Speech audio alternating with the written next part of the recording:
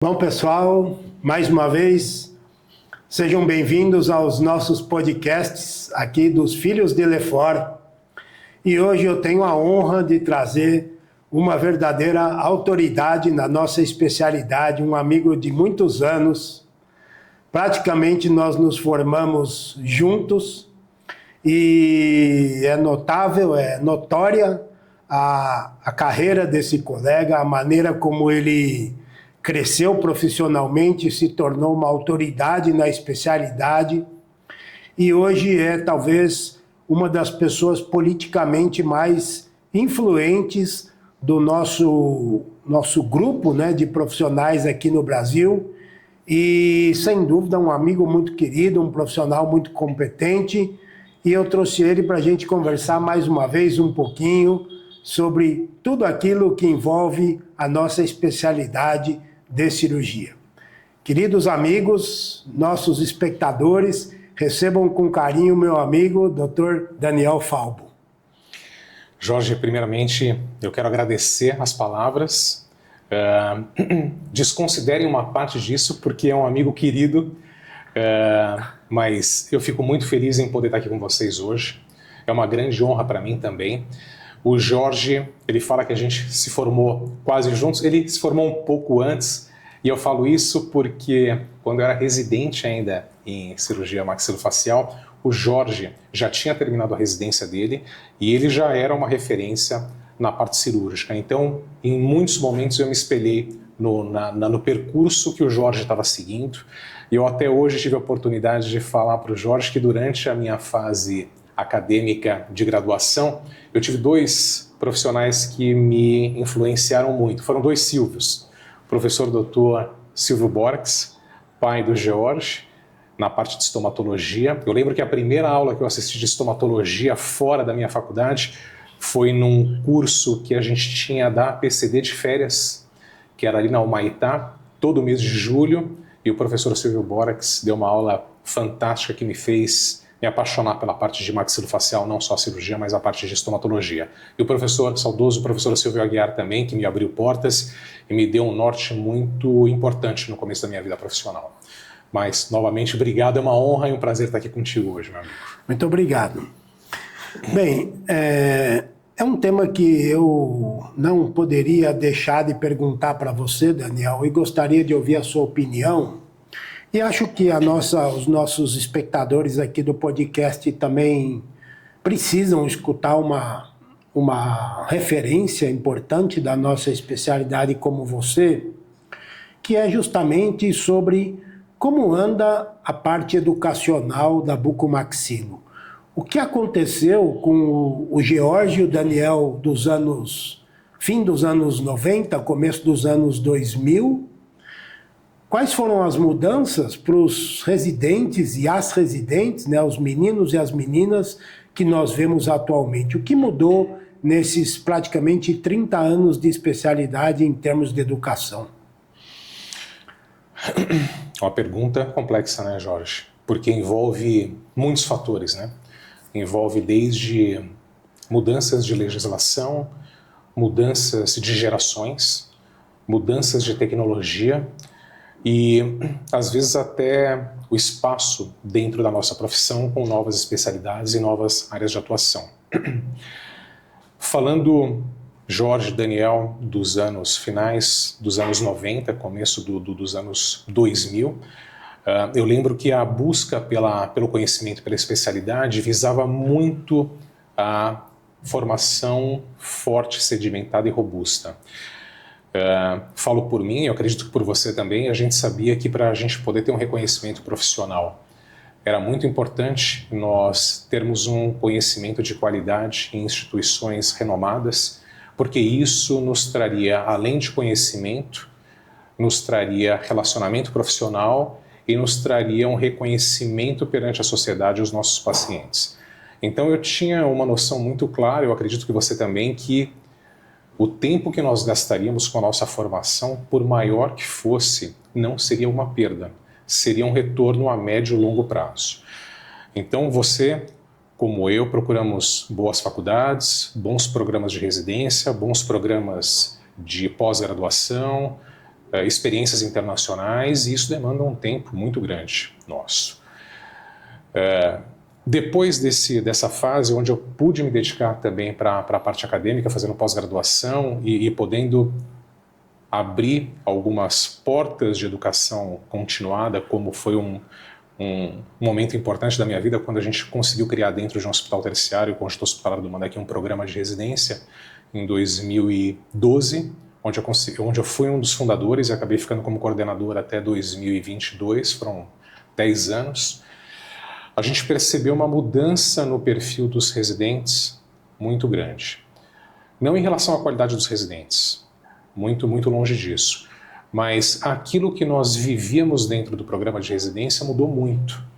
A legislação, tanto educacional como as leis trabalhistas, acabaram limitando muitas vezes a dedicação do residente dentro de um programa. Eu falo isso porque quantas vezes nós entramos num plantão de residência e você ficava de plantão 24 horas e no dia seguinte você tinha que estar 7 horas da manhã passando visita no paciente, ficava mais 12 horas, às vezes você ficava 36 horas dentro de um hospital, sem dormir, sem descansar, e aquilo era rotineiro.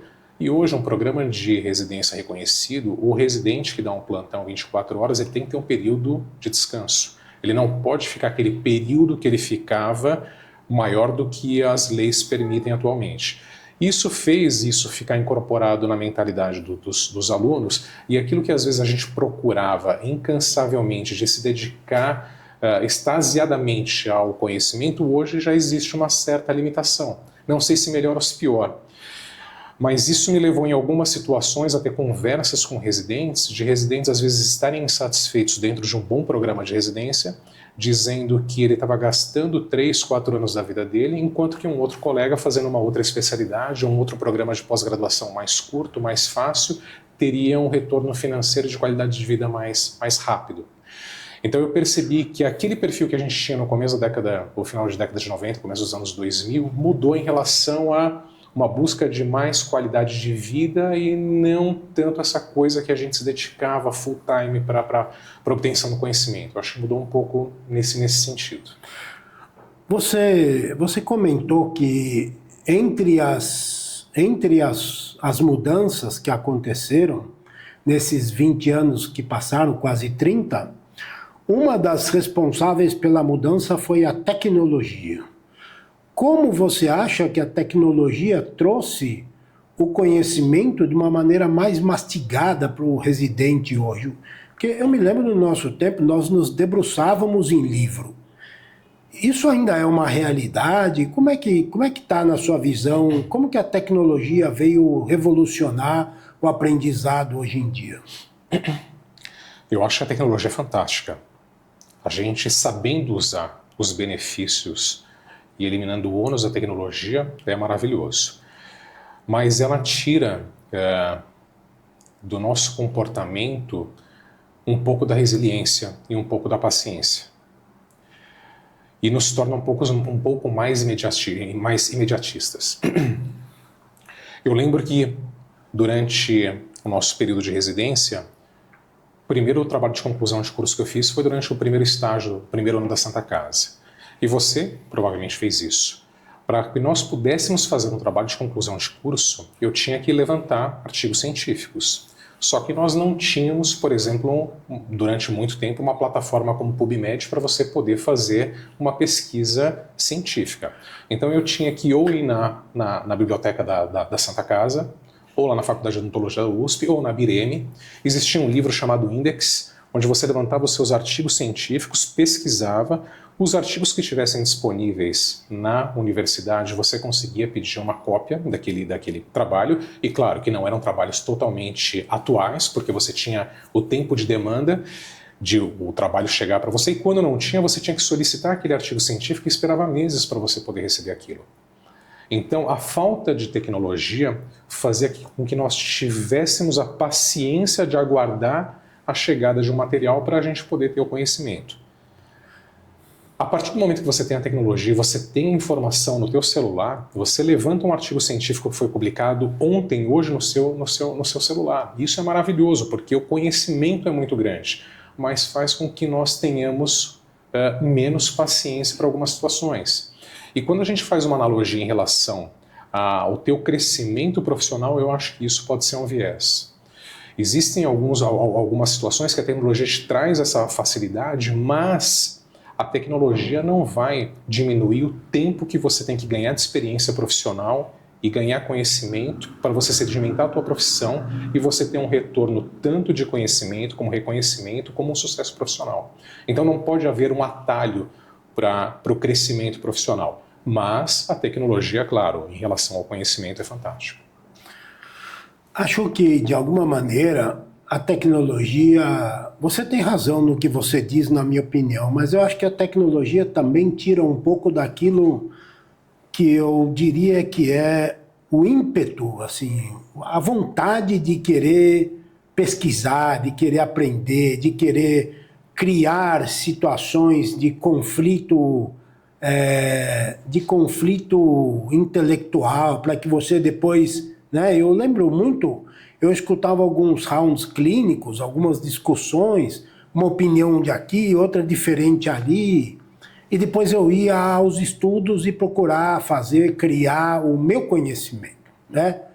A impressão que eu tenho é que hoje a tecnologia, além de se tornar mais fácil, parece que a tecnologia é soberana, né?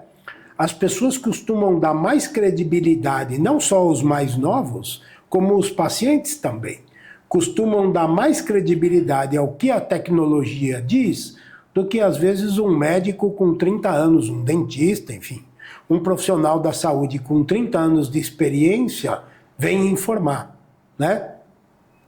Isso é vamos dizer, um paradoxo educacional. Do ponto de vista ainda da parte educacional, se você colocasse um residente de hoje, da escola da onde você veio, da Santa Casa de São Paulo, onde você se formou, bucomaxilo, no lugar do Dr. Daniel, lá em 2000, do que você acha que esse residente iria reclamar hoje? Do que esse residente, com a cabeça de hoje, reclamaria naquela época? Que para nós era algo absolutamente normal. O que eu acho é claro que assim, é difícil a gente generalizar, porque existem perfis e perfis. Mas pensando hoje no residente que busca a rapidez em relação à sua formação, em relação à sua possibilidade de se dedicar para a residência, eu vou colocar como exemplo o que a gente vivenciou nos meus últimos anos de Hospital do Mandaki, como coordenador da residência. Os alunos solicitavam, no último ano da residência, por exemplo, terceiro ano da residência, um período livre para ele poder trabalhar em consultório, para ele poder já começar a se dedicar para a sua vida profissional, para poder fazer uma transição que não acontecesse depois do final da residência. Eu lembro que no período de residência do Daniel, lá no terceiro ano, nós brigávamos para ficar mais no hospital, terceiro ano era o ano que a gente fazia as grandes patologias, cirurgias de ATM e cirurgia ortognática.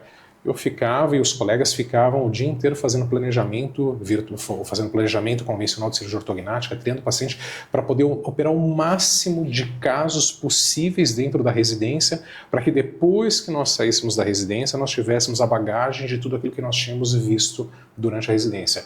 Hoje eu percebo que os alunos querem cada vez mais rapidamente ir para a sua vida profissional.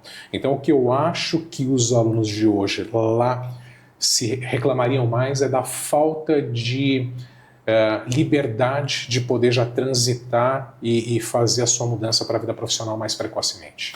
O regime era mais rígido. Era mais rígido e eu acho que haviam mais formalidades. Sim. Né? As formalidades eram muito importantes, principalmente você que veio de um hospital escola, né? Um hospital tradicional mas um hospital escola dos maiores de São Paulo. Eu também tive a oportunidade de passar por um grande hospital escola na minha residência de otorrino. Nós víamos, né, aquelas visitas, principalmente de sexta-feira, que o chefe ia na frente, todo mundo ia atrás, ninguém podia passar na frente do chefe, o chefe só falava com o residente com o menor, e assim era toda uma hierarquia, né? Isso, acho que está um pouco em desuso, né? Daniel, agora me conta um pouco sobre o IBRA. Acho que é legal a gente entender um pouco mais sobre esse modelo e a importância desse modelo sobre a formação de conceitos de osteossíntese e fixação interna rígida que nós temos hoje no mundo. De onde surgiu o IBRA e qual é a importância dele? Bom, o IBRA, para quem não conhece, é uma instituição chamada International Bone Research Association. É uma associação que preza pela educação médica continuada e educação odontológica continuada. A base dela é em Basel, na Suíça, e ela atua na educação médica continuada de pesquisas e estudos que visam a fixação interna estável do esqueleto do corpo, tanto para a parte de neurocirurgia, ortopedia e maxilofacial. O IBRA, atualmente, ele tem como um dos braços patrocinadores dele uma grande empresa da área, que é a Medartis, que também é baseada na Suíça. Ele tem um modelo muito parecido com o que é a AO, que tinha como um grande patrocinador na época a Synthes e hoje a Johnson & Johnson, mas o modelo de pesquisa e de educação continuada é muito parecido. Na nossa área especificamente, a cirurgia maxilofacial, hoje ela é dividida dentro do IBRA em 12 grandes centros ao redor do mundo, onde eles reconhecem alguns hospitais como centros de educação médica continuada. E eles entendem que esses centros ao redor do mundo são importantes porque cada país e cada região às vezes acaba desenvolvendo uma expertise um pouco maior em relação a outros. Então, por exemplo, nós não podemos comparar a expertise que o Brasil tem em relação ao trauma de face quando nós falamos em um hospital numa cidade pequena suíça. Não que seja mais importante ou menos importante, mas epidemiologicamente falando, nós temos acidentes mais complexos, motociclísticos, por exemplo, com traumas mais graves, do que de repente os acidentes esportivos, que são a maior incidência dos traumas de face numa região na Suíça. Então essa variedade de possibilidades que nós temos ao redor do mundo enriquece muito a educação médica continuada. Por conta disso, eles acabam escolhendo centros ao redor do mundo para que sejam centros de referência que possam receber cirurgiões da nossa especialidade que gostariam de se subespecializar em alguns temas. E eu tive a oportunidade de, 12 anos atrás, participando de um curso de educação continuada deles, conhecer esse modelo. Na época, eu estava coordenando o serviço do Hospital Samaritano Paulista e eles tinham a necessidade de ter mais um centro na América Latina. E nessa conversa, eu entendi qual era o modelo que eles precisavam. Nós fizemos uma aplicação e eles vieram para o Brasil, fizeram uma visita formal e a gente conseguiu esse selo de reconhecimento. Então, atualmente, nós, dentro do Hospital Samaritano, temos a possibilidade de ser um centro reconhecido IBRA e nós recebemos alunos, normalmente da Europa ou do Oriente Médio, que vêm passar um período conosco, como se fosse um fellowship. Esse fellowship ele varia de fellows de curta, média e longa duração, que são de 1 mês, 6 meses ou 1 ano. E esses alunos, quando vêm com uma bolsa específica para que ele possa ter as despesas dele, teoricamente, cobertas dentro desse modelo. E para nós é muito importante porque você, como um coordenador de um centro desse, você acaba divulgando o seu serviço ao redor do mundo e normalmente nesses eventos internacionais os coordenadores e os membros são convidados como speakers para a troca de informações e educação continuada. Muito bom, muito interessante e eu quero deixar bem claro que isso é 100% do mérito seu, né?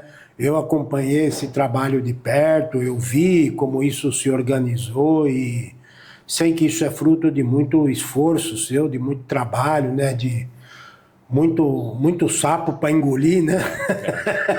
As pessoas acham que tudo vem de mão beijada, né? Mas ninguém sabe o tamanho dos sapos que a gente engole para a gente poder ter o que a gente tem na profissão. É verdade.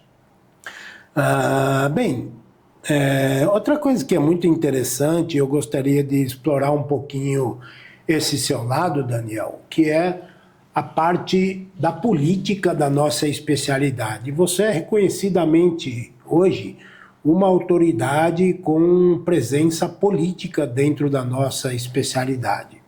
Participa ativamente do Colégio Brasileiro de Bucomaxilo, né? Já assumiu cargos de gestor dentro dessa instituição.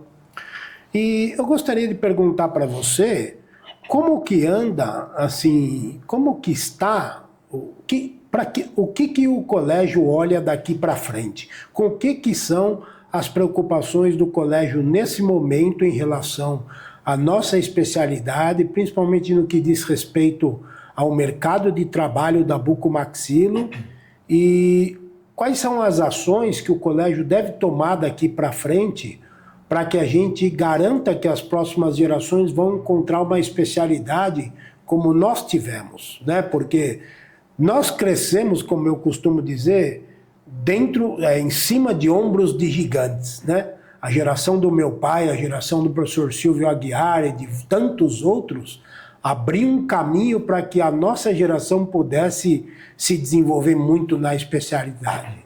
O que fica para o futuro, segundo a visão do colégio? Eu acho que é um tema super importante. É importante definir o que é o Colégio Brasileiro de Cirurgia Bucomaxilofacial. Hoje é a maior entidade representativa de classe da nossa especialidade. É uma associação hoje que conta com praticamente 2.000 membros dentro da nossa especialidade. Hoje, registrados no Conselho Federal de Odontologia, nós somos em média 8.000 cirurgiões. Desses 8.000, 2.000 são inscritos no Colégio Brasileiro.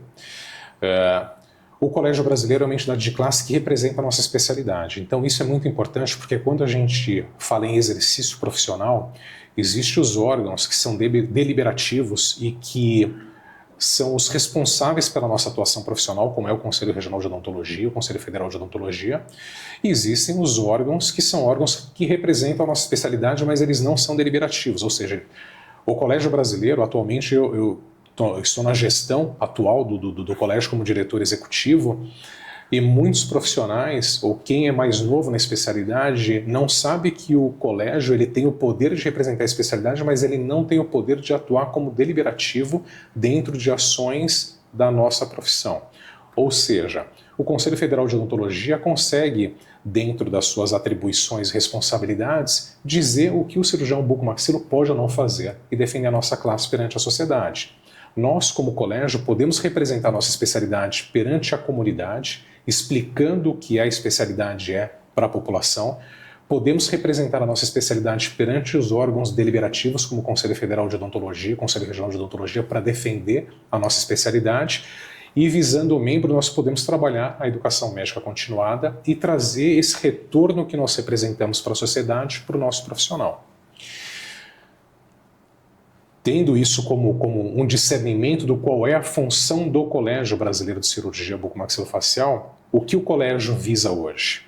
Defender o que o cirurgião bucomaxilofacial conquistou durante esses anos, a nossa área de atuação, tentando ampliar cada vez mais, claro, sempre preocupado com a formação robusta e bem estruturada dos nossos especialistas, e pretende que com essa defesa da educação continuada, robusta, e a defesa perante esses órgãos deliberativos, nós não percamos espaço dentro das novas especialidades que surgem atualmente no mercado.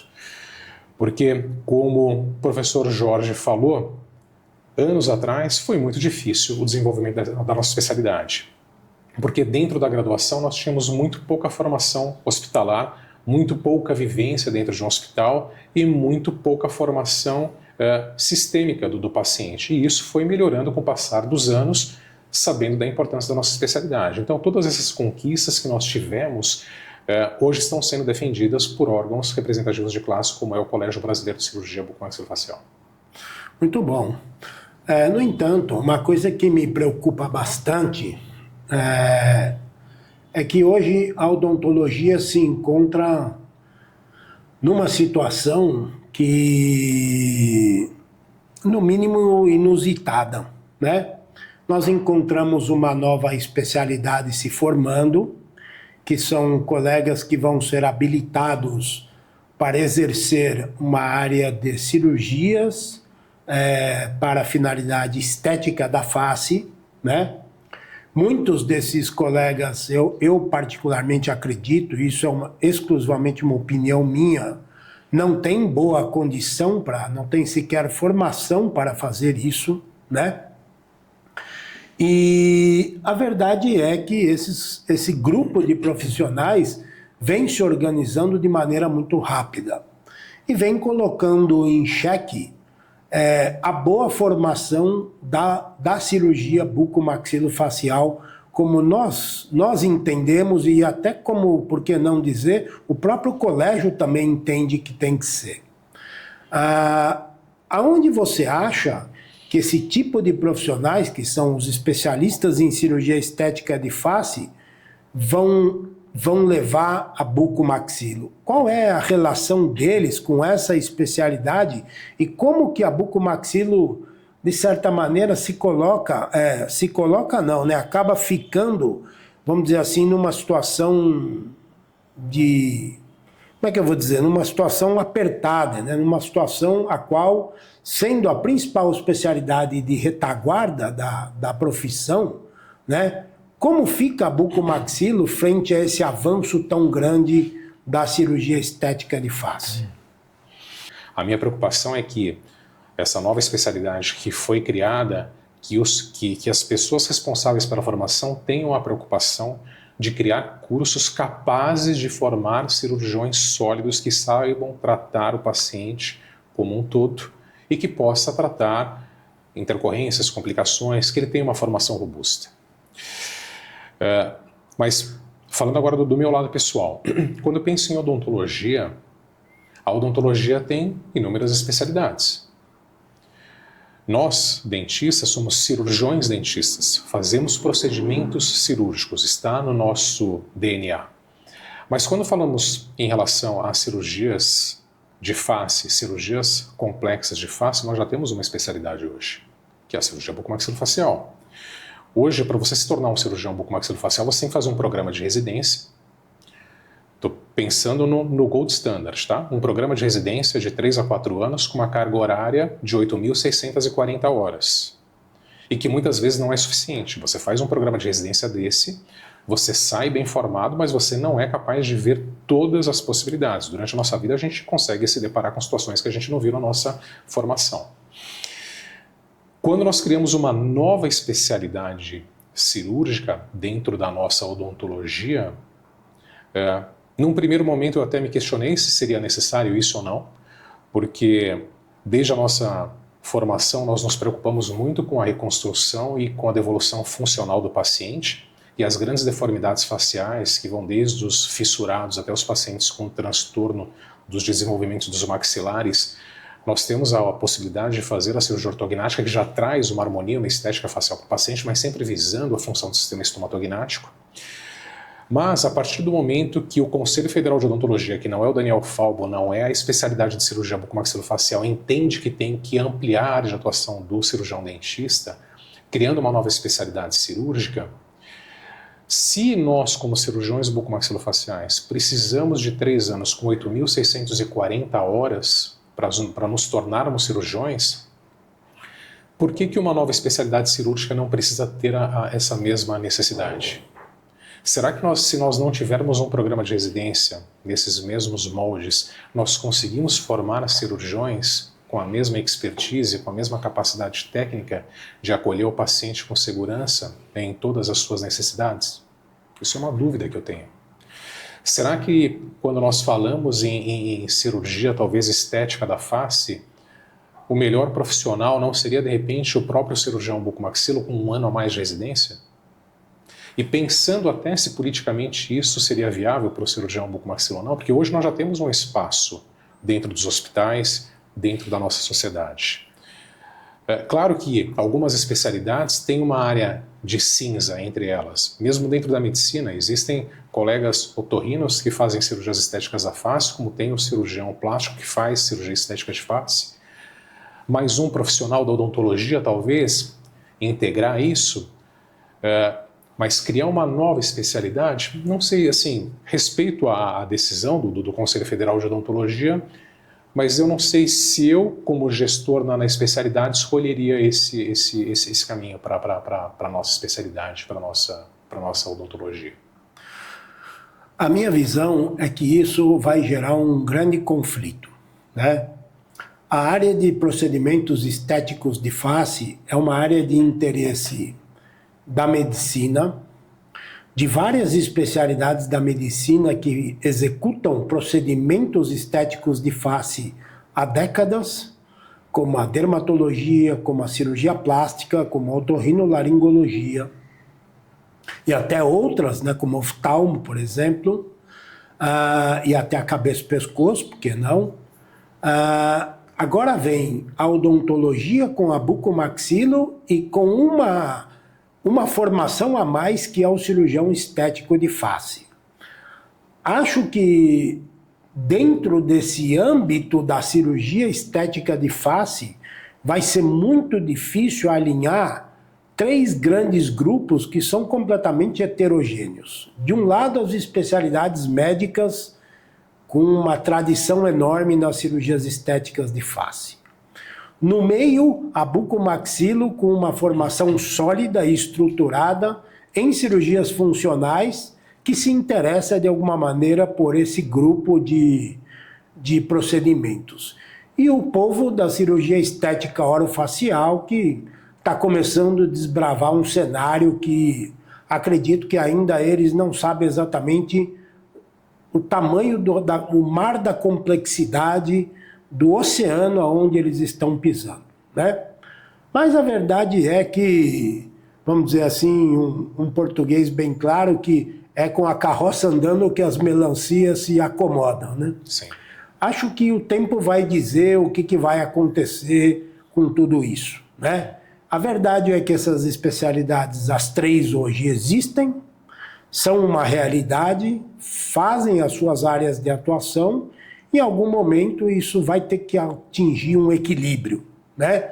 Se esse equilíbrio vai pender mais para um lado ou para o outro, se a medicina será favorecida, se a odontologia, se a buco, se a CEOF, né, como eles chamam, vai ser favorecida, não dá para dizer, né? Nós temos que aguardar e ver o que o tempo vai dizer, né? Bem, uma outra coisa que eu gostaria de conversar com você um pouquinho, Daniel, é sobre a tua área de atuação no mercado da bucomaxilo em termos de consultório. Assim sendo, quais são os modelos de negócio que você tem para ganhar dinheiro no consultório? Como que você elaborou a sua estratégia financeira e de aquisição de pacientes para o seu consultório? Bom, isso foi dinâmico desde a minha graduação até hoje. Estou com 26 anos de formado. Então, num primeiro momento, depois de formado, eu abri uma clínica odontológica, onde num primeiro momento eu fazia clínica geral e entrei num programa de residência de cirurgia bucomaxilo. Quando eu terminei depois de 4 anos, foi 1 ano de estágio mais 3 anos de residência, eu voltei para o consultório para fazer mais a parte de cirurgia oral menor. E naquele momento, como a demanda de pacientes era muito pequena e eu não tinha nenhum vínculo institucional com operadoras de saúde, uma opção que eu tinha eram os concursos públicos. Então, na época, eu cheguei a fazer concursos públicos para Estado, passei em alguns concursos, fui cirurgião bucomaxilofacial concursado do Estado durante anos. E isso, durante muito tempo, foi uma divisão no meu consultório. Metade do meu tempo eu dedicava para o SUS, metade do tempo para o meu consultório. Com o passar dos anos, a demanda de pacientes privados que vinham para o meu consultório aumentavam e eu gradativamente fui fazendo essa migração até o momento, eu acredito que agora estamos em 2026, 2013 para 2014, eu ainda estava no consultório só com pacientes privados, a demanda não era muito grande, mas eu tive um convite por uma diretora da Sul América, em São Paulo. Eu estava no meu doutorado, na época, e ela precisava de alguém com uma linha de pesquisa que falasse sobre a parte de reconstruções faciais, porque ela tinha um aumento muito grande das indicações cirúrgicas dentro da operadora, que eles entendiam que eram indicações desnecessárias. E eles precisavam de alguns profissionais que fizessem uma segunda opinião, mas com medicina baseada em evidências, para poder, claro, o que fosse pertinente permitir o procedimento e o que não fosse pertinente negar o procedimento, mas com uma medicina baseada em evidências, para que não fosse um achismo. Então foi o primeiro contato que eu tive com uma operadora de saúde. Fiquei durante 3 anos como segunda opinião dessa operadora, e depois disso acabei recebendo um convite para me credenciar como assistente, como credenciado, para poder atender os pacientes como cirurgião. Nessa época até a gente fez uma pesquisa no Conselho Regional de Odontologia para verificar se existia um viés ético, e existia. Então, no momento que eu fui atender os pacientes, eu precisei me desligar da segunda opinião da operadora. Então, esse foi o primeiro momento que surgiu para mim e aumentou muito a demanda de pacientes para o meu consultório. E aí, com o passar do tempo, eu acabei diminuindo a minha dedicação para o SUS, até quando eu acabei pedindo a exoneração dos 2 vínculos que eu tinha no Estado e me dedicando só para o meu consultório privado. Com o aumento de volume de cirurgias, você começa a ter um relacionamento maior também nos hospitais, porque você tem mais volume cirúrgico, a diretoria do hospital começa a te convidar para, de repente, fazer um ambulatório, fazer retaguarda de um hospital, e isso acabou gerando um aumento gradativo para o consultório.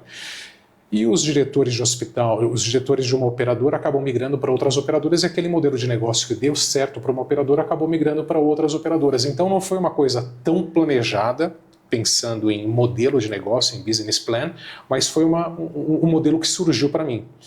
E eu acabei direcionando isso para a minha vida e acabou diversificando em relação a várias operadoras, e hoje eu atendo a maior parte das operadoras aqui em São Paulo, mas também tenho o meu fluxo de pacientes privados. Então não foi uma estratégia específica, foi como foi surgindo, mas o que eu acho que foi importante foi o network e a possibilidade de uma formação sólida que me permitiu atender praticamente toda a gama de pacientes, não só pacientes de trauma, mas de deformidades, de ATM, de patologia. Quanto mais eclético a gente é na nossa formação, eu acredito que mais possibilidades acabam surgindo para a gente. Muito bom.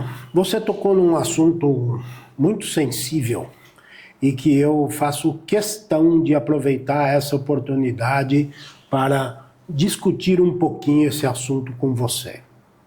Recentemente, eu fui alvo, vamos dizer assim, de alguns comentários e de algumas manifestações de forma muito maldosa, né, nas minhas redes sociais, de colegas que com 15, 30, até 50 anos de especialidade começaram a tentar denegrir a minha imagem nas redes sociais, porque eu fiz um vídeo oferecendo um curso de um determinado assunto, né? Bem, me surpreendeu muito, porque para mim é muito triste ver alguém com muitos anos de especialidade, com uma janela de tempo de trabalho talvez maior do que 50 anos, fazer comentários e querer denegrir a imagem de um profissional como eu, que jamais tive a intenção de prejudicar qualquer pessoa. Muito pelo contrário, sempre que posso, procuro ajudar a todos que me procuram.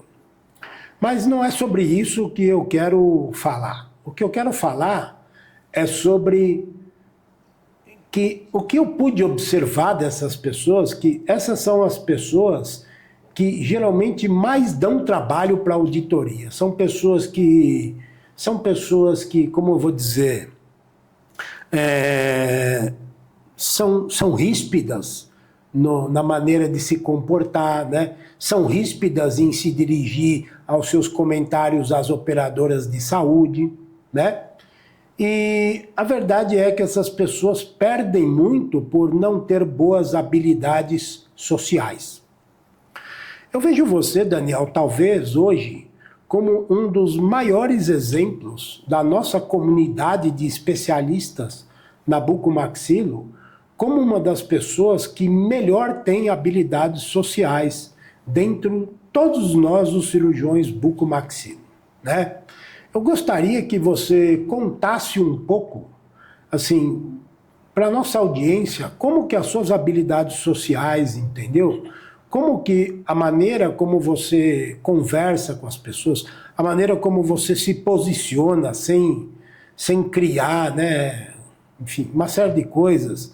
Como que isso se torna algo importante no nosso dia a dia e como isso é tão importante quanto o conhecimento técnico? Olha, meu amigo, eu fico triste de escutar isso, pelo que você passou, mas isso não é exclusividade sua, eu já passei por isso também, e é triste, a gente fica muito chateado, né?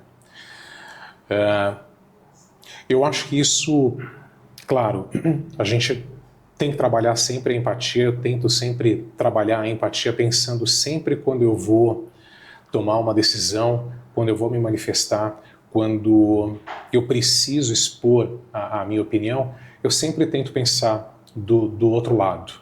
Se como eu vou passar aquela informação seria como eu gostaria de receber aquela informação. Então isso é um exercício que eu costumo fazer, tanto pessoalmente, socialmente, na vida política da especialidade como um todo. Mas é impossível a gente agradar a todos. Em algum momento, e nós precisamos nos posicionar, porque a gente tem que mostrar o lado que nós defendemos. Se é o lado certo, no nosso ponto de vista, a gente tem que tomar posição. Porque também quem fica sempre em cima do muro, para mim, acaba se perdendo em algum momento. Então, a gente tem que manter a posição, tem que externar os nossos sentimentos, tem que mostrar a nossa posição, mas eu sempre tenho que trabalhar a empatia.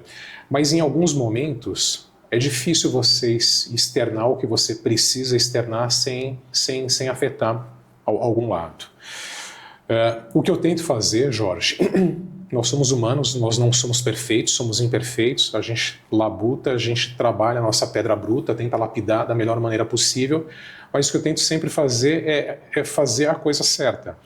Na nossa profissão eu tento sempre colocar o paciente no centro da atenção, o que eu tomo de decisão é para o melhor do paciente.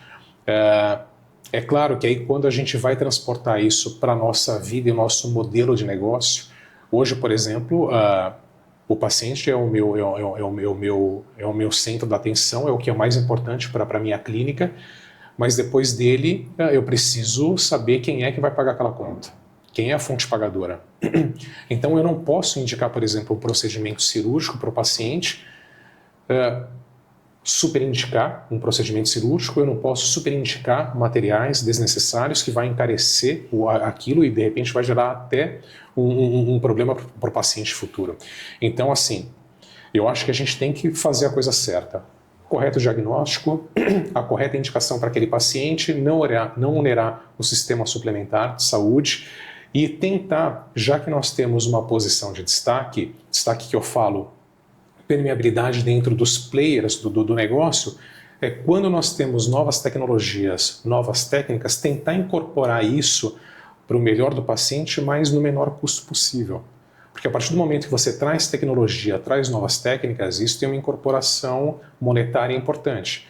Mas se você consegue colocar todos os players do mercado juntos, dando volume para todos eles, muitas vezes a gente consegue diluir essa demanda financeira que muitas vezes traz.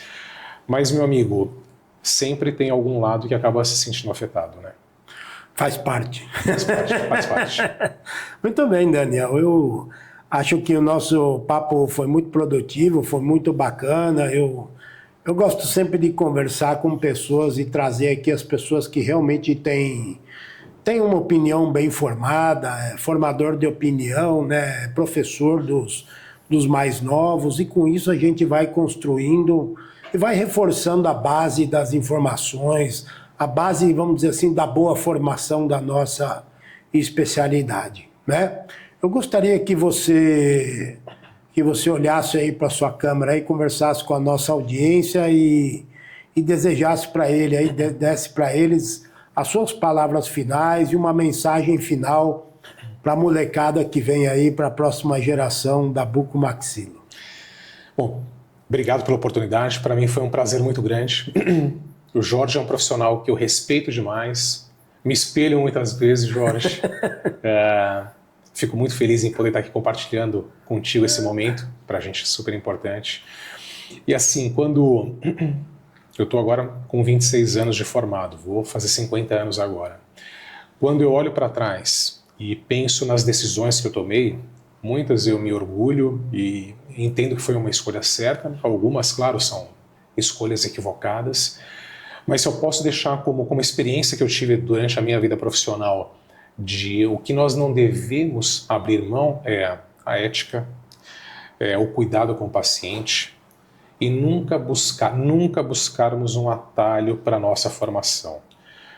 Quanto mais tempo a gente se dedica para a obtenção do conhecimento de qualidade e atualizado, nós vamos ser capazes de fornecer melhor prognóstico para os nossos pacientes. Então, nunca percam o interesse por estudar, nunca percam o interesse em se atualizar e nunca queiram atalhos para que você tenha um retorno profissional mais precoce. Tudo tem o seu tempo. O sucesso vem com o passar do tempo. Trabalho, trabalho, trabalho e no final, com certeza, sucesso. E eu desejo sucesso para vocês, para as novas gerações. Opa, é isso aí. Muito obrigado, meu amigo. Muito obrigado. Foi muito bom, muito bacana.